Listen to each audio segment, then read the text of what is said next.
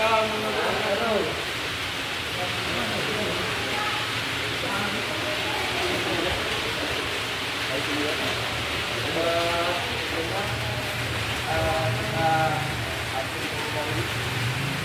yang tidak masuk? Ini dari kelompok. Itu Bapak kita dulu. Assalamualaikum warahmatullahi wabarakatuh. Waalaikumsalam. Oke. Untuk hari ini kita belajar tentang cara menggergaji baik dan benar. Nah, menggergaji baik dan benar ini kita dapat jelaskan kemarin. Hari ini kita melakukan praktikum cara menggergaji. Nah, sebelum kita melakukan praktik, alangkah baiknya kita membaca doa terlebih dahulu sesuai agama dan kepercayaannya masing-masing. Supaya kita mendapatkan keberkahan atau ilmu yang bermanfaat di masa depan, sehingga kita bisa menjadi orang yang menjadi orang yang sukses ke depannya. Menjadi orang sukses. Doa mulai.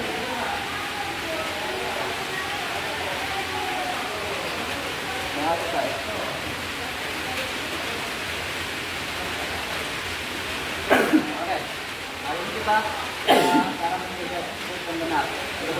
Sebelum kita masuk cara menggergaji, kita harus tahu dulu apa sih itu menggergaji. Ada yang bisa menjelaskan menggergaji itu apa? Juga menggergaji adalah memotong suatu bahan atau suatu bahan itu menjadi dua bagian atau lebih.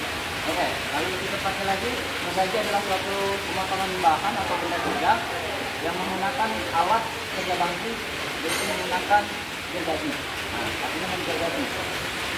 Nah, selanjutnya, kenapa sih kita harus mempelajari menggergaji baik dan benar? Karena dari benak pikiran mahasiswa harus belajar menggergaji itu harus dipelajarinya. Padahal menggergaji itu sudah mudah. Sebenarnya menggergaji itu ada langkah dan SOP-nya dan prosedurnya, tidak sembarangan. Ada yang pernah kalian menggergajikan juga kan? Pikiran kalian juga. Kadang-kadang menggergaji juga ada sebenarnya. Bapak saya juga sama SMA sampai SMP bisa menggergaji juga tanpa sekolah lagi, tanpa istri, tanpa agensi bisa menggergaji ya. Bapak kalian yang mengajar. Jadi selanjutnya apa sih tujuannya kita belajar dan menggergaji ini? Tujuan kita ini supaya Anda adik-adik atau murid-murid ini bisa menggergaji itu baik dan benar, karena menggergaji itu sehingga mendapatkan kualitas yang presisi dan suatu yang produknya. Banyak orang yang menggergaji itu sembarangan sehingga hasilnya miring, tidak tepat. Nah, karena kita di jurusan teknik mesin, sehingga kita harus bisa menggergaji yang presisi, karena teknik mesin itu adalah suatu benda kerja yang mana harus tingkat kepresisiannya. Nah, ada beberapa tipe. Ada gergaji tangan dan gergaji mesin. Nah, gergaji tangan ini sama, memiliki dua tipe juga. Ada gergaji kayu dan ada gergaji besi. Dan gergaji mesin ada juga namanya mesin gergaji kayu dan mesin gergaji besi.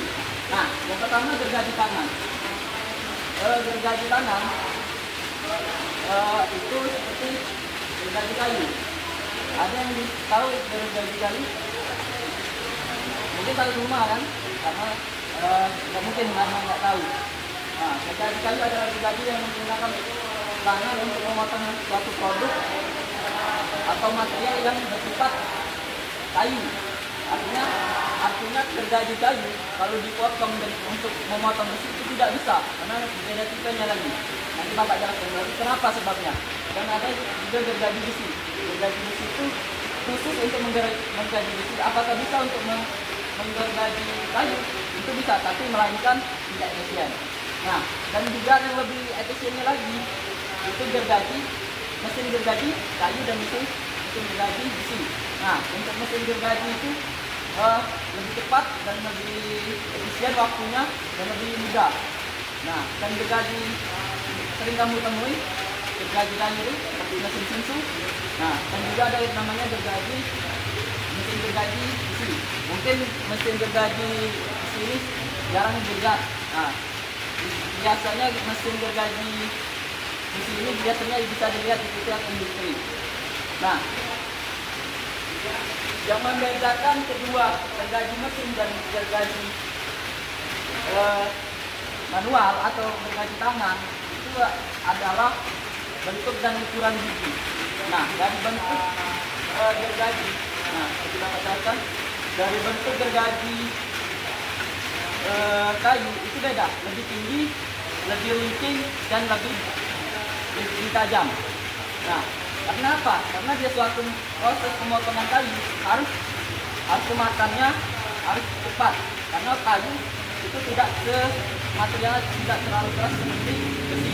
Nah, sedangkan gergaji besi itu matanya lebih kecil, lebih rapat, bukan lebih tajam. Nah, itu yang membedakannya. Karena kita di sini kerja bang, kita menggunakan gergaji besi. Karena bersifat teknik mesin, yaitu menggunakan gergaji besi. Nah, apa sih yang diperlukan alat dan bahan? Seperti yang pertama Bapak jelaskan alat dan bahan. Yang pertama gergaji besi. Bapak sudah membawa beberapa alat. Yang pertama gergaji besi. Yang kedua sudah disediakan di bengkel kita yaitu ragum. Yang ketiga kuas. Yang keempat alat ukur. Kita lihat alat ukur ini boleh digunakan seperti jangka sorong ataupun sebagainya. Dan selanjutnya ada oli. Oli ini ngapa? Kenapa Pak harus ada oli? Apa sih Pak? Kan ini kan untuk menggergaji. Kenapa sih ada oli? Karena menggergaji besi itu karena besi itu sangat kuat dan keras, sehingga kalau gergajinya tidak diberi oli maka besi itu lama untuk terpotong dan terkikis dan gergajinya mengalami kehausan. Oleh sebab itu diberi pelumasan seperti oli. Nah, yang pertama yang selanjutnya ada namanya SOP dan penggunaan.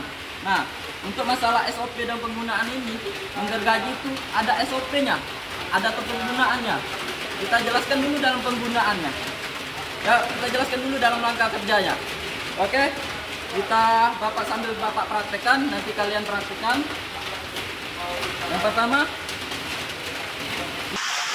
jelaskan berikut benda kerja dengan ragum. Oke, kita isi dengan ragum.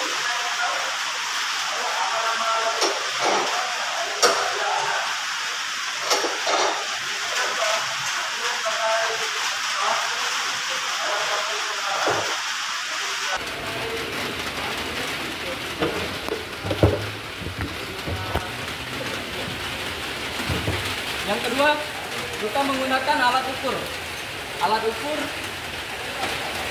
berapa yang ukur yang kita inginkan. Kita ukur, lalu kita tandai.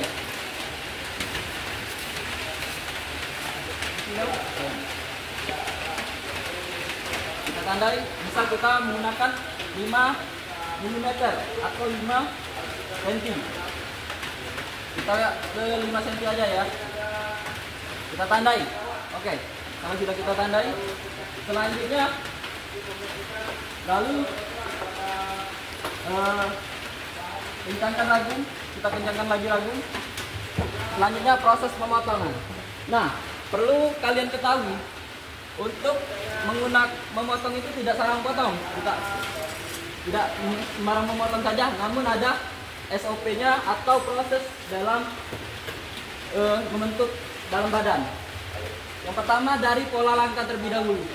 Kenapa sih menggergaji Pak harus ada pola langkah? Karena kalau kita menggaji tidak ada pola langkah, otomatis biasanya miring ataupun susah. Yang kedua, itu ada prosesnya namanya proses gerakan tangan.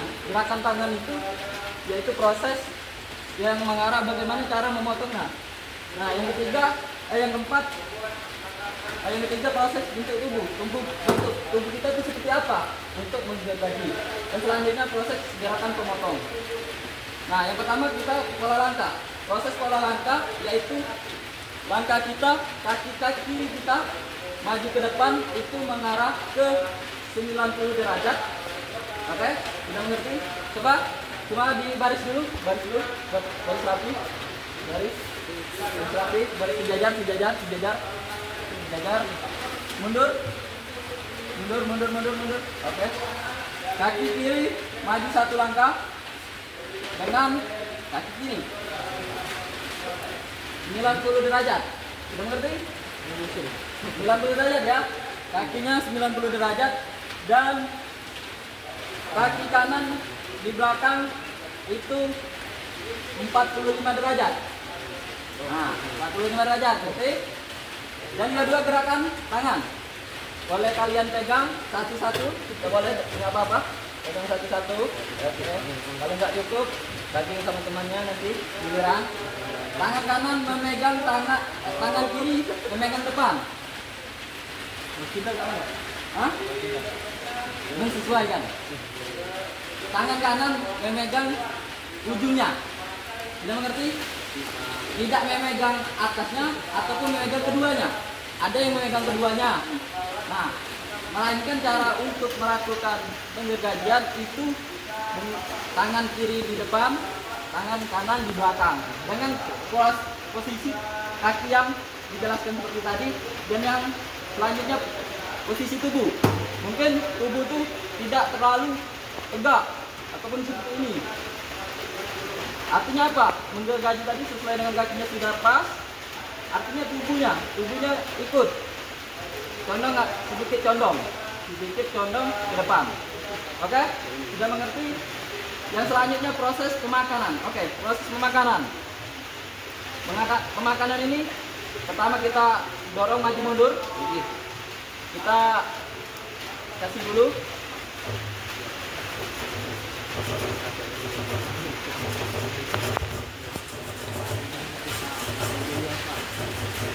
Ya. Bentar. Oke, selanjutnya ada namanya penggunaan dulu. Coba Pak, jelaskan dulu ya. Penggunaan. Selanjutnya kita ada wali ketika kita menggergaji, kalau tiba-tiba atau mengalami kemacetan, bisa kita beri wali. Nah, selanjutnya Bapak juga membawa K3 dalam proses kerja bantu atau pemotongan menggunakan gergaji. Yang pertama ada kacamata, harus dipakai. Kenapa sih Pak ada kacamata? Kadang ada anak-anak itu yang teledor, karena besinya atau benda kerja ini tidak digergaji, karena banyak beramnya ditiup, akhirnya kena mata. Oleh sebab itu menggunakan kacamata. Nah, yang kedua ada sarung tangan. Sarung tangan ini berfungsi supaya apa? Ini fungsi sebagai K3 juga. Karena kenapa? Kalau kita memegang gergaji, tahu-tahunya kepleset, kena tangan juga, tapi ada yang melindungi, itu sarung tangan tadi. Dan selanjutnya ada masker. Sebenarnya Bapak lupa bawa masker.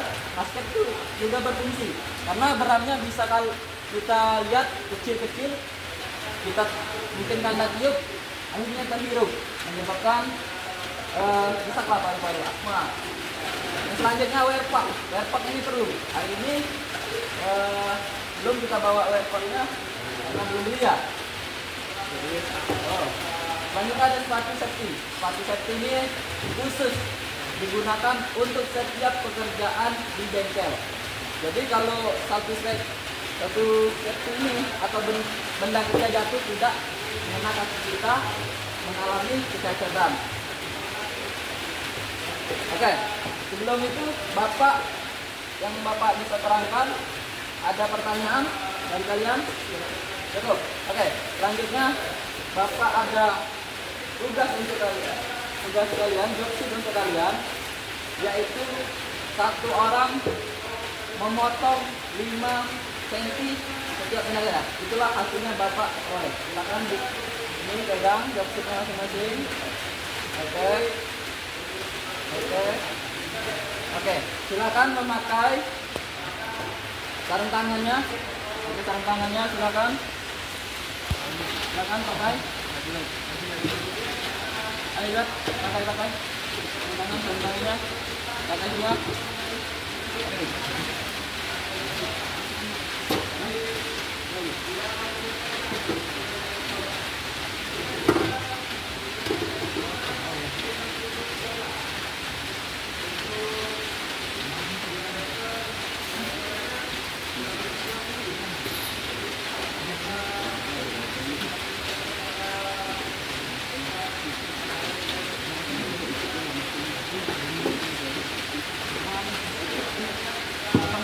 Nah, silakan mencari ragum satu-satu, satu orang satu. Lakukan pekerjaan.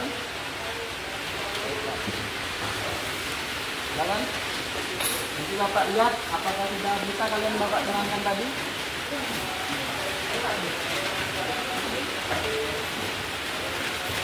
Nampak baik, nampak baik. Bentar. Nah, tergabung masih dua. Tidak usah kalau motong. Masih di video itu. Oke. Ya, benar. Posisinya gini ya Pak. Ya. Kakinya dari pola kakinya 90 derajat. Kaki kanan 45 derajat. Badannya agak jauh dikit. Walinya Pak. Oke. Karena memotong besi atau memotong baja itu perlu kesabaran. Karena kesabaran itulah yang membuat hasilnya presisi. Jadi kalau kalian tidak sabar, nanti hasilnya juga salah-salah. Oke ya, sampai situ. Coba, Sen. Yang penting peragakan terlebih dahulu. Harus itu. Oke, Sen.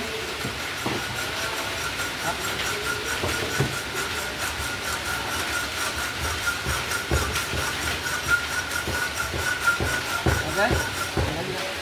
Baca. Ini, Pak. Ya.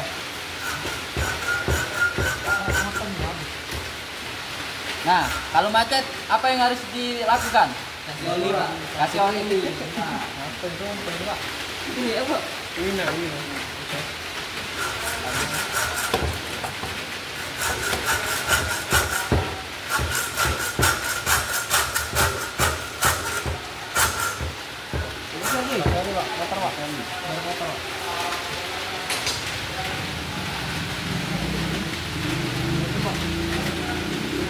Ya, yang belakang diperhatikan, harap diperhatikan. Ya Pak, ini lagi gimana Pak?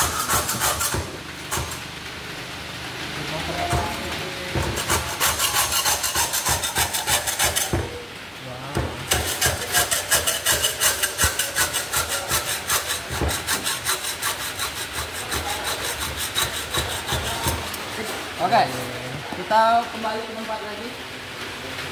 Kembali ke tempat.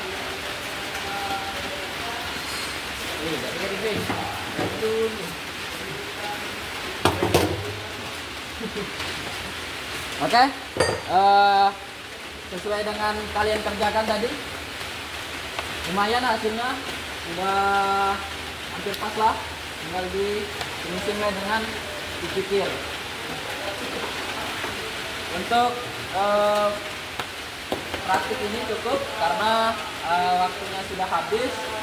Sebelum itu kita ada yang bisa menyimpulkan dari praktik ini sedikit saja apa yang diketahui terkait dari penggunaan apa? Kesimpulannya adalah Pak, untuk menggunakan gergaji ini harus posisi yang pas agar menghasilkan potongan yang baik dan lurus. Terus tetap memperhatikan kaki gaya Pak, mulai dari sarung tangan, kacamata, sepatu safety dan lain-lain Pak. Oke, terima kasih untuk Napan. Kita kasih apus terlebih dahulu. Oke, untuk ini minggu depan kalian praktik cara berpikir. Nah, untuk minggu depan silakan kalian tonton video ataupun lihat di buku-buku yang ada di internet maupun di tempat lain. Jadi karena kita di Indonesia ini, kalau di negara lain itu sudah maju, karena Indonesia kita belajar di sini itu tertinggal, negara kita ini tertinggal pendidikannya. Sekitar berapa? Sekitar 200-300 tahun. Jadi negara seperti negara Turki itu sudah tahun 600-an Masehi dia sudah ada universitas. Di Indonesia masih zaman kerajaan, masih zaman Majapahit. Zaman Majapahit itu tahun 1000-an. Jadi mereka sudah belajar terlebih dahulu, tahu mengerti terlebih dahulu, baru kita masih main kerajaan di sini. Jadi kita supaya lebih maju, carilah teknologi di luar dari sekolah. Jadi minggu depan silakan dipelajari dan didapatkannya yang sampai tidak bisa. Sebelum kita akhiri, kita membaca doa terlebih dahulu sesuai dengan agama dan kepercayaan masing-masing, sehingga hasil dari pelajaran hari ini kita bisa diserap dengan baik. Doa mulai. Doa selesai. Oke, sebelum Bapak tutup, nanti ringkas terlebih dahulu, dibenarkan lagi, dirapikan lagi di tempatnya yang semestinya. Bapak akhiri, assalamualaikum warahmatullahi wabarakatuh. Waalaikumsalam.